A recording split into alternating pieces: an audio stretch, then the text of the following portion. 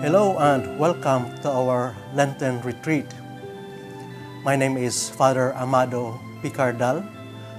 I am a Redemptorist priest, and at present I am the Executive Secretary of the Committee on Basic Ecclesial Communities of the Catholic Bishops' Conference of the Philippines. As we reflect on our journey in faith during this Lenten season, we are confronted with the question: what are the temptations that assail us? How we succumb to these temptations? The Gospel for the first Sunday of Lent recounts Jesus' temptation in the desert before he began his public ministry. He spent 40 days and 40 nights in the desert, fasting and praying. Jesus struggled against these diabolical temptations. The temptations that Jesus faced are the temptations that each human being must face. So what are these temptations? There are actually 4 great temptations that each one of us, like Jesus, faced. And these are the temptations to allow ourselves to be enslaved by, first, the drive for sensual pleasure. To be enslaved by the drive for material possessions. To be enslaved by the drive for power and influence, and the temptation to be enslaved by the drive for prestige and glory. Let me begin by focusing on the first great temptation, the temptation of sensual pleasure, the temptation of the flesh. This is the temptation to center our life around gratifying ourselves and the pursuit for pleasure. This can lead to addiction and self-destructive behavior. And what are these addictions? The sexual addiction, which includes boundary violations, can lead to sexual misconduct, to sex abuse, and other things. Another is addiction to substance addiction, alcohol, drugs. And of course, another addiction is food, gluttony. In themselves, these temptations can be enslaving, and that could lead to various types of addiction. Another great temptation is the temptation of material possession. And this is temptation to be enslaved by greed for wealth and material possessions.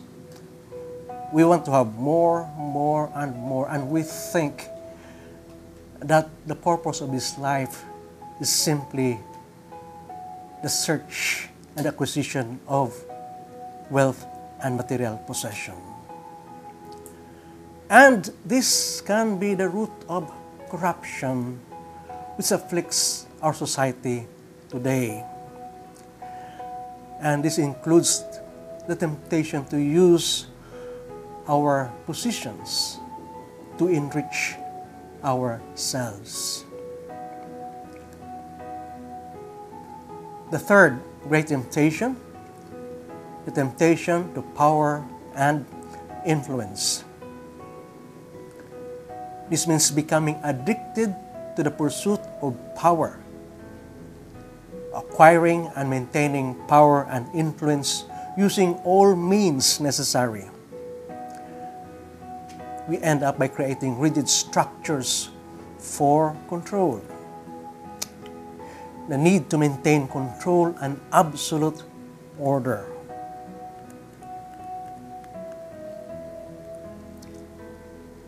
And the fourth great temptation, the temptation for prestige and glory.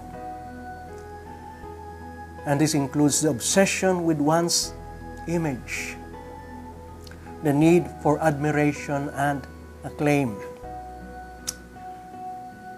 and that it leads to an overinflated sense of importance and a demand for VIP treatment.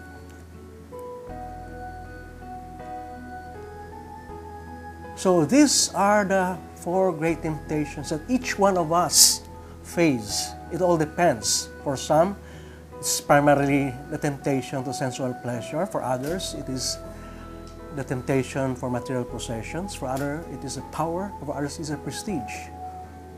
Others, they all have these. So all of us are subjected to one or more of these temptations or drives that seek to dominate our life. This is part of our fallen, sinful nature. No one is exempted from temptation. At the core of all this is selfishness and self-centeredness. They prevent us from serving others because they are self-serving. The focus of these temptations is the self. Self-centeredness, selfishness, satisfying all our own needs. And because we focus on ourselves, we become blind to others, to the needs of others. We fail to love God and love others. During Lent, we have to go through the desert experience like Jesus. And this is a time to reflect how far have we succumbed to the temptation that we often face. This is a time for cleansing, for overcoming the temptations. And this is a time for conversion. Repent and believe. Metanoia. This is a time to become less self-centered and more other-centered. This according to Pope Benedict XVI in his Lenten message. To be concerned for one another rather than with ourselves. And this is to be expressed in love and good works. So this is a challenge for each one of us during this period of Lent. We have to go through our own life to examine our life. We have to continually ask ourselves, what are the dominant temptations that we face? How far have we succumbed to these temptations? And this is a time to allow Christ to free us from these temptations, to struggle with these temptations. And this is the time for personal conversion. That we become selfless, that we become loving, that we become compassionate. So let us now reflect on our own lives and ask ourselves these questions. In my next talk, I would like to expound further the Lenten message of Pope Benedict XVI, which is entitled, "Let us be concerned for each other to stir up love and good works."